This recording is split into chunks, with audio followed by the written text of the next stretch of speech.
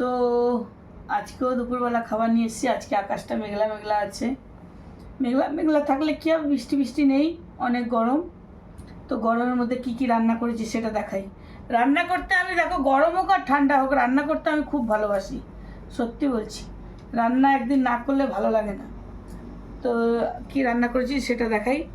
এখানে করেছি এখানে দু রকমের শাক আছে, সজনে শাক আর পুণ্যলবা শাক মেশানো। আর এখানে করেছি মাছের তেল বেগুন দিয়ে আর পেঁয়াজ দিয়ে ভাজা করেছি। আর এটা করেছি, কালকে তোমরা তো দেখেছো, পুঁই শাক কেটেছি বাগান থেকে, তার পাতা 4-5টা রেখে দিয়েছিলাম, ওটার বড়া করেছি। সবাইকে খাওয়া দাওয়া হয়েছে, আমাদের জন্য 3 পিস রেখেছি। আর এখানে করেছি ডাল, মুসুর ডাল করেছি পেঁয়াজ দিয়ে ঘন ঘন করে।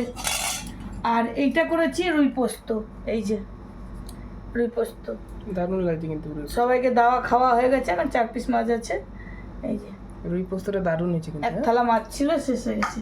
হ্যাঁ, রুই পোস্তটা দারুণ লাগছে দেখতে। তো রুই পোস্ত তো এরকমই খেতে হয় বাবু, ঝোল ঝোল রুই পোস্ত কেউ খায়? এরকমই তো খায়। শুকনা যে কোনো পোস্তর তরকারি ঝোল ভালো না, এরকম খেতে হয়। আর আছে সঙ্গে শশা। তো আজকের খাবারগুলো কীরকম হচ্ছে বন্ধুরা অবশ্যই কমেন্টে জানিও। আর দেখছি অনেক লোক ভিডিও দেখে চলে যায়, কিন্তু কমেন্ট করে না, লাইকও করে না। তো কোনো ভালো লাগে না হয়তো তাদেরকে, ওই জন্য করে না, তাই তো?